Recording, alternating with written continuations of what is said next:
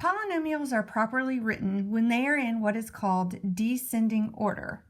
This means that we rewrite the polynomial so that the terms are written where their powers on the variables go from the highest power to the lowest power, or that the terms are written so that the power on each variable is decreasing or going down in value.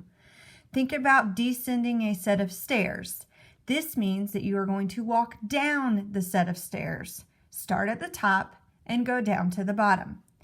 The examples that you have written here, this example is in descending order because when we focus on the power on each variable, we can see that they go down in value. Power here is 5, goes down to a power of 2.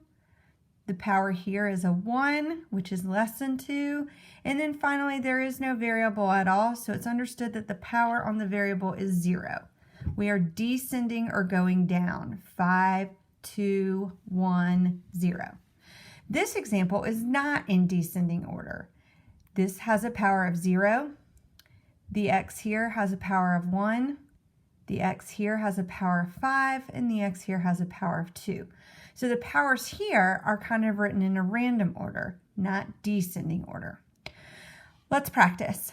When I have the expression 8x to the fourth minus x plus 3x to the second, I need to rewrite it so that the power on the variable that is the highest is written first.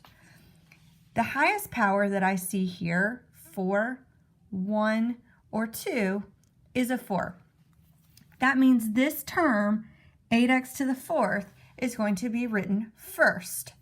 Always take the sign that's in the front of it, so it's understood to be a positive 8x to the fourth. When I compare the terms that are left over, I have an x to the first power and an x to the second power. Again, I want to choose the highest to come next. So that means 3x to the second would come next because a power of 2 is larger than a power of 1. I need to remember when I'm writing that term to take the sign in front of it. So that is a positive 3x squared. And then finally, I'm going to take my last term, which is a minus x. And I have now rewritten this polynomial in descending order. Highest power of x comes first, and then we stair step down from there. 4, 2, 1.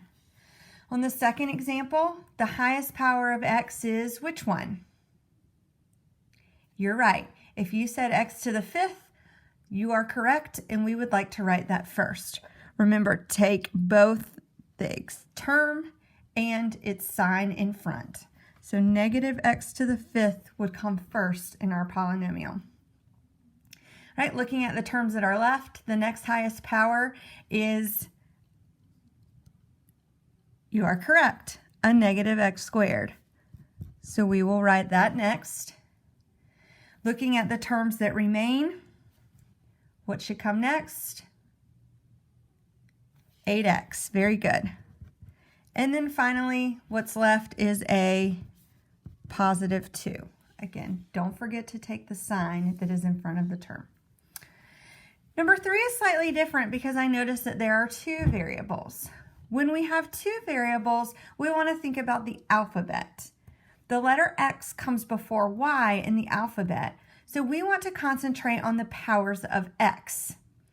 In the event that there is a tie with the powers of X, then we consider the powers of Y.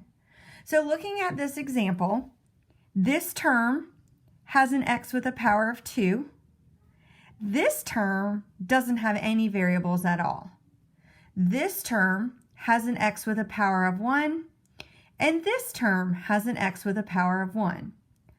The x with the power of 2 is the largest, so this term, x squared y to the fourth, will get written first.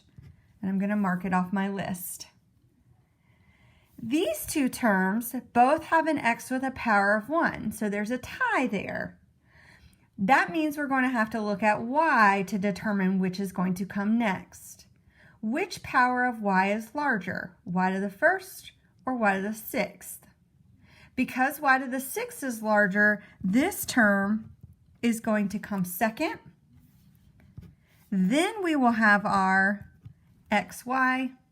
And finally, that's 6 since there are no variables there. You guys try number 4. The answer can be found further down in the slides.